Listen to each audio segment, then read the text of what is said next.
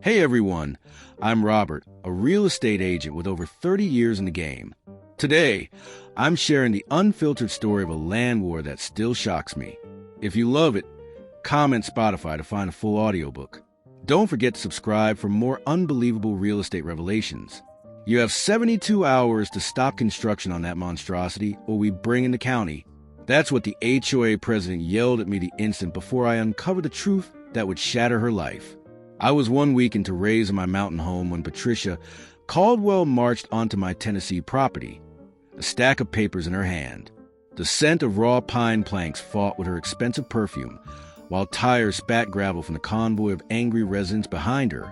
She was quoting bylaws and threatening liens, acting as if she held the deed to my dirt. She had no idea what I was about to learn, information that would turn her legal assault into a spectacular self-destruction. Let me explain. I'm Darius Wright, a 43-year-old HVAC technician, fresh out of a painful divorce. I'd just come into possession of 7 acres of Smoky Mountain foothills from my reclusive great-uncle, Jonah. After a year of legal battles in Memphis and living in a noisy apartment complex, this quiet plot felt like redemption. It was my chance to create something lasting, maybe even show my 16-year-old daughter, Chloe, that her father could still build a future. Uncle Jonah was a family ghost, a man who'd vanished for years, then reappear smelling of earth and engine grease, mumbling that land remembered what people forgot. When his state lawyer called, I wasn't just getting property. I was inheriting a mystery. The place was stunning.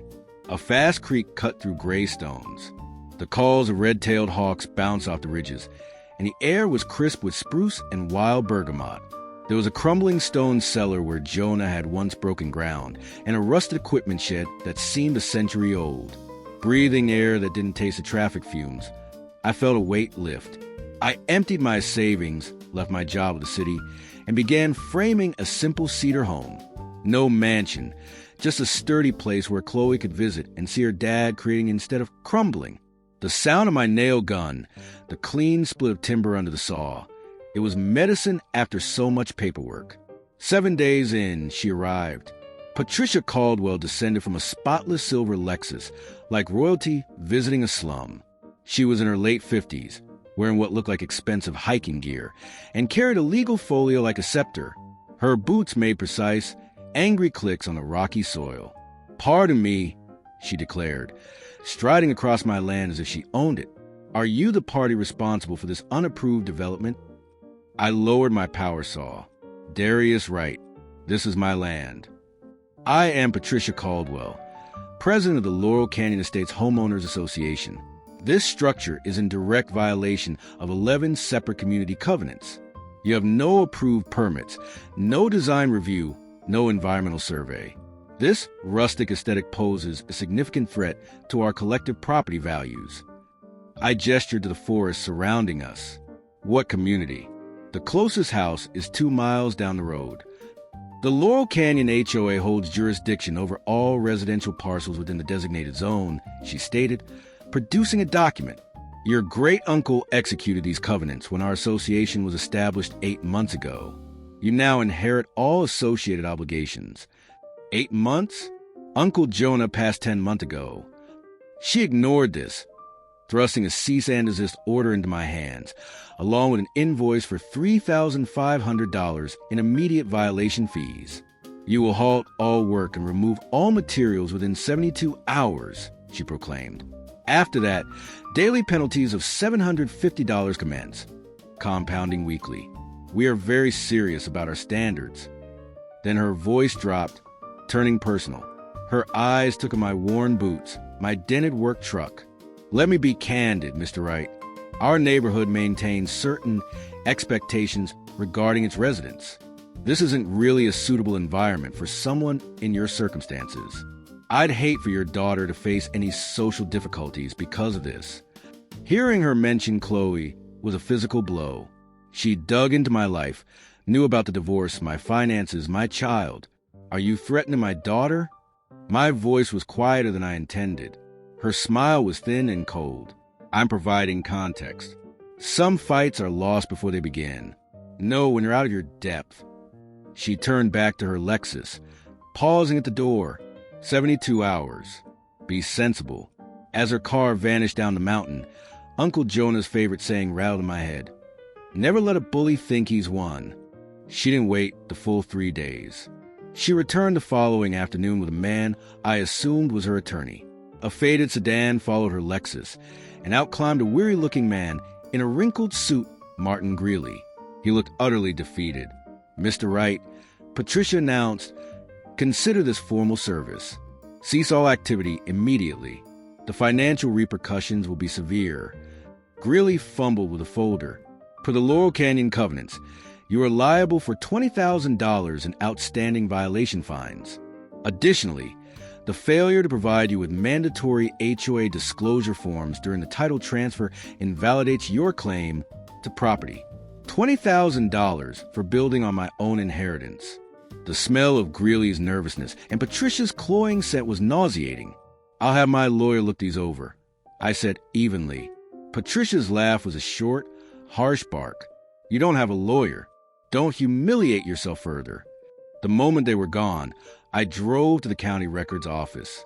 A helpful clerk named Marjorie helped me sift through plat maps and filings.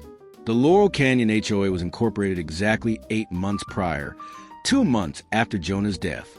The boundaries were a perfect, suspicious circle drawn around my 7 acres, which made up nearly 70% of the HOA's total land. The 10-member households were all either Caldwell relatives or employees of her brother's property management firm. This was an association. It was a shakedown. I contacted Lena Ortiz, a tenacious property rights attorney. Her office hummed with focused energy. This isn't just aggressive, it's legally void, she said, spreading the papers on her desk. You can't bind an estate to agreements created after the owner's death. We'll sue for harassment, wrongful claims, and dig into how they mapped your land after the fact. Patricia escalated digitally. She launched a private neighborhood forum, posting an old photo of me from a trade journal alongside warnings about itinerant threats and safety concerns. The online comments were a river of vitriol, but in her zeal to appear formidable, she uploaded the HOA's financial summary. The numbers were staggering. $980,000 collected in special community assessments over 8 months from 10 homes, almost $100,000 per household.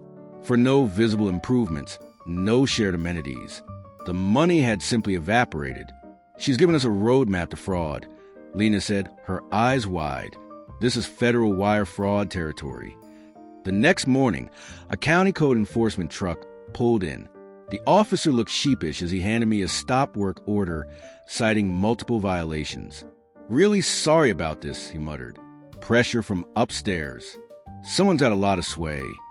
The stench of corruption was now in my clean mountain air. She'd moved from civil bullying to abusing public office. Then came the night raids. For days later, I was jolted awake by the crash of splintering wood and the reek of kerosene.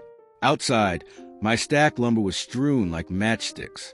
My portable compressor was overturned, fuel oil staining the soil. Someone had scattered deck screws across my driveway. The message was clear. The legal chess game was over. By dawn, my truck tires were slashed, and my email held an anonymous complaint to the state EPA accusing me of polluting a critical watershed, a trickle of a stream that had run through this hollow for a century. I used my technical skills to install a network of security cameras and motion sensors. If she wanted a criminal war, I'd have it documented. I didn't wait long. Just past 1 a.m., a dark pickup crept up my drive, lights off. A figure in a hoodie began dousing my timber pile with liquid from a jerry can.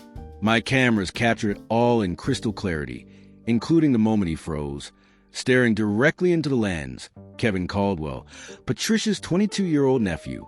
I delivered the footage to the sheriff the next day. The concerned citizen act began to fracture. Lena and I kept digging through public filings. The financial rot was deep. Payments to phantom security consultants, landscaping bills from a company owned by Patricia's out-of-state cousin, legal fees of absurd proportions. Patricia wasn't just running an HOA. She was looting it. Her retaliation was swift and ugly. She obtained an emergency injunction, alleging I was constructing an illegal boarding house for vagrants that would corrupt the community's moral fabric. She demanded $150,000 and a judge's order barring me from my land. Then came the inspectors, 3 of them, swarming the site, writing citations for infractions that didn't exist. The lead inspector, a man named Flores, whispered an apology as he photographed my perfectly code-compliant electrical rough-in. Got my orders. Someone spending a lot of money to ruin your year. Her worst strike was personal. My ex-wife, Renee, called, her voice trembling with rage.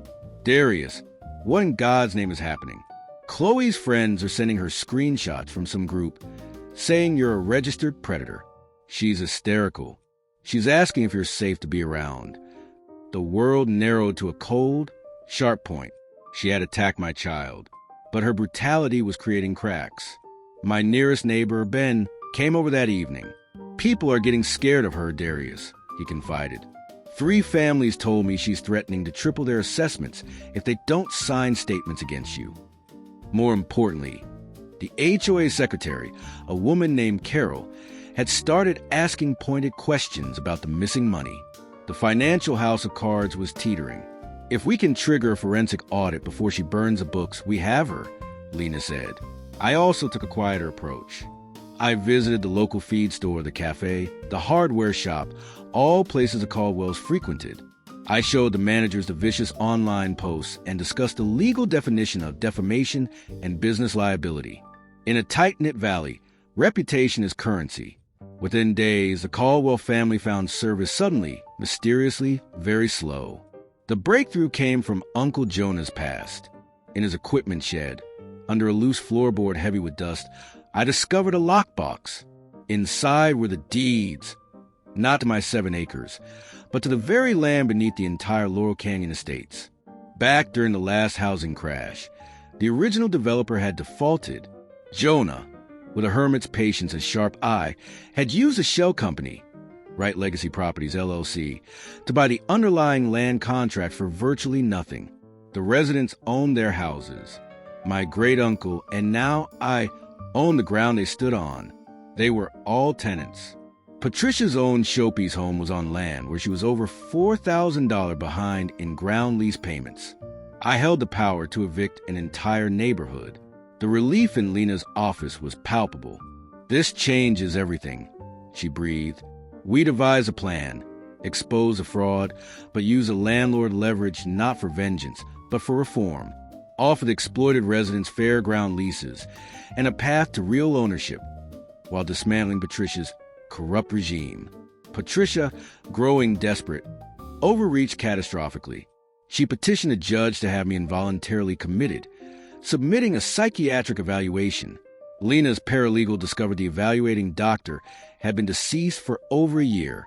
Patricia had committed felony forgery. Then, my cameras captured her final, foolish act. 2 nights before the scheduled HOA meeting, she herself skulked onto my property with a red gasoline can. Her plan, evident from her actions, was to start a small fire and frame me as an arsonist. My security lights blazed alive, illuminating her like a statue in a museum heist. 3 camera angles recording her panic. She'd handed me the perfect rebuttal to every accusation she'd ever made. The emergency HOA meeting was packed, the air thick with tension. Patricia took the podium, projecting calm authority. She detailed my crimes, my threats, the danger I posed. Then she revealed the true prize. Our community stands to gain from a partnership with Summit Vista Developments, a $55 million resort project that requires a unified property front. The greed was finally naked. After allowing her allies to speak, she asked if there were other concerns. I stood. You are not recognized, she snapped. I think you'll want to recognize me, I said, walking forward. I held up the Wright Legacy Incorporation papers. My name is Darius Wright, and through my great-uncle's company, I am the legal landholder for every lot in Laurel Canyon Estates. You own your houses. You lease your land from me. Patricia Caldwell has been collecting HOA dues to manage property she does not own and has no right to govern. The room dissolved into uproar. Patricia turned white, then scarlet. This is absurd. Lies. I displayed the ground lease records. You are 4 months behind on your own lease, Patricia. I can begin eviction proceedings tomorrow. As the sheriff and federal agents moved in to arrest her for fraud and forgery, her scream was pure, undiluted fury. This is my community. When the chaos settled, I addressed the stunned residents. The harassment ends tonight. Those who actively conspired in it can leave. For everyone else, your land lease rates are now cut by 60%. We'll form a real, transparent council. We can build something honest here. 3 months later, Chloe sat with me on the porch of our finished home, the creek murmuring below. She'd just been accepted to the University of Tennessee. I wrote my application essay about you, she said, about how integrity isn't about not getting knocked down. It's about what you build when you get back up. Patricia Caldwell was serving a federal sentence. A handful of her staunchest supporters had left. The remaining families, freed from crushing fees and fear, were revitalizing the neighborhood. The Jonah Wright Fair Housing Foundation, funded by recovered assets, was already aiding other families trapped by predatory associations. Lena handed me a new letter that evening from a family in rural Georgia facing a similar land grab. Chloe looked at me, her eyes bright. "You gonna help them, Dad?" I looked at the mountains, then at my daughter. "We're gonna try." The fight wasn't about winning anymore. It was about what you chose to build after you'd won.